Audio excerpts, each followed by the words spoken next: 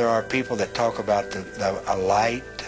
There are people that talk about floating above. There are people that talk about a feeling of warmth and love. I didn't feel any of that.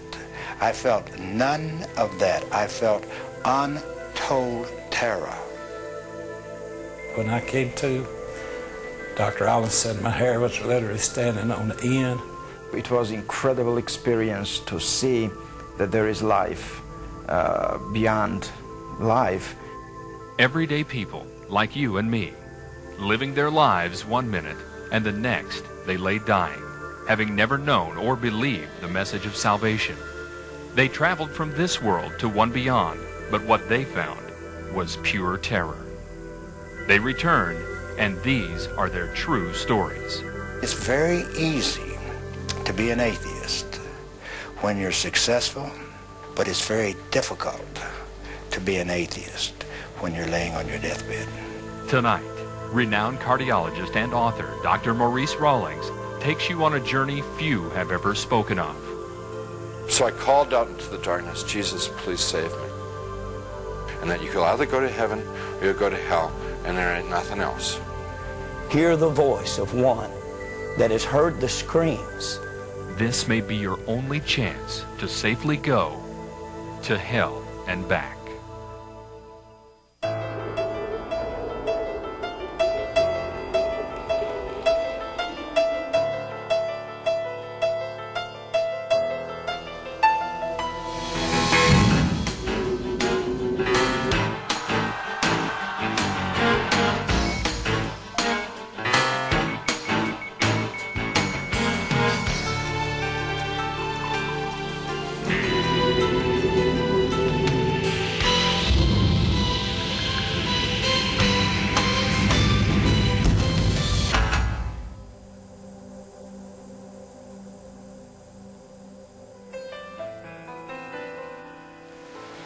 This is an experiment on life after death.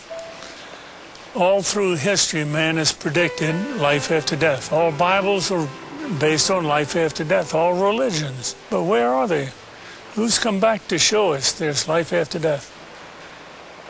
But now, through modern resuscitation methods, bringing the heart back, bringing breathing back, you and I can now bring a whole population of people back to talk to us about what's on the other side of death. See what you believe in some of these cases that we're going to present. The good ones are a dime a dozen because people love to tell about this wonderful experience after I died and I came back. The hell experiences are embarrassing. It's an F on the report card, a slap in the face. But we have some cases we're going to present tonight that tell you about their own hell experiences so that you won't go where they went. Now, what all this is based upon is teaching you, which we will later in the program, how to restart the heart, restart breathing on someone who has recently clinically died. Notice that death is reversible. You have 4 minutes survival time of the brain cells without blood flow before rigor mortis sets in, true death sets in, where resurrection is required.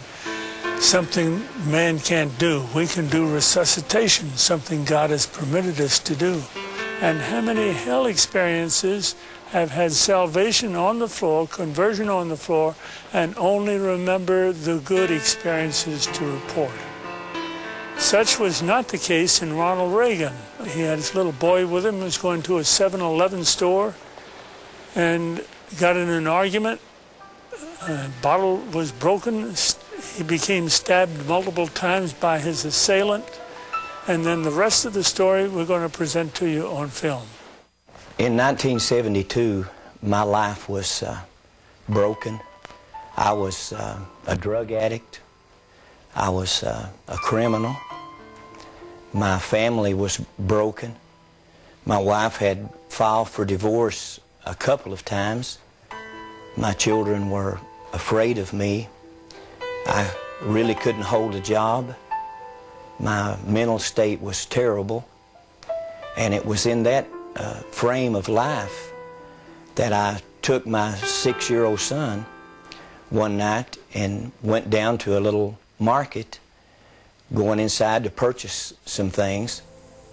And on the way in to that market, I met a gentleman coming out the door, and an argument erupted. And before I knew it, I had just hit him, knocked him down, and he fell into a stack of bottles. The bottles bursted, and immediately he leaped up with a broken bottle and began to stab at me. I lifted my left arm to try to stop the blow, and the bottle actually severed the biceps muscle, the major arteries in my arm, and I was bleeding to death in just a matter of seconds. But full of anger and hatred and rage, I kept fighting and kept bleeding. My little son was screaming. He was hysterical.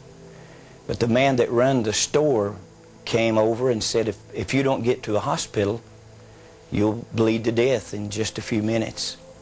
So he actually took me in my own automobile to the hospital, and when we entered the emergency room, I was barely conscious. And as the medical attendants began to work on me, I could hear their voices, and I could hear them saying, "We can't help him. He'll have to be transported to another hospital. Probably will lose the arm." And as they loaded me into an ambulance, my wife had arrived by that time and got in the ambulance with me. But as they pulled out of the parking lot of that hospital, a young paramedic looked down into my face, and I could barely see him. I was so weak. But he said, "Sir, you need Jesus Christ." And I didn't know Jesus. I didn't know what he was talking about. So my reaction to that was to begin cursing. And again, he stated to me, "You need Jesus." And as he was talking to me, it appeared like the ambulance literally exploded in flames. I thought it had actually blown up. It filled with smoke, and immediately I was moving through that smoke as if through a tunnel. And after some period of time, coming out of the smoke and out of the darkness, I began to hear the voices of a multitude of people screaming and groaning and crying.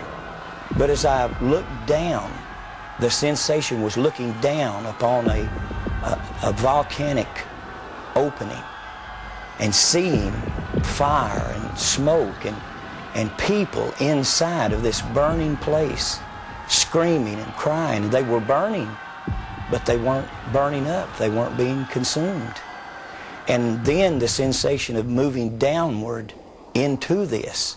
He was thrashing, just thrashing about, you know, and moaning and groaning, and it was like there was a battle going on. I wasn't a Christian at the time, and I didn't even know anything about spiritual battles. But it was scary to me in the fact that I could feel it. I could feel it was like light and darkness. It was like he was fighting against something.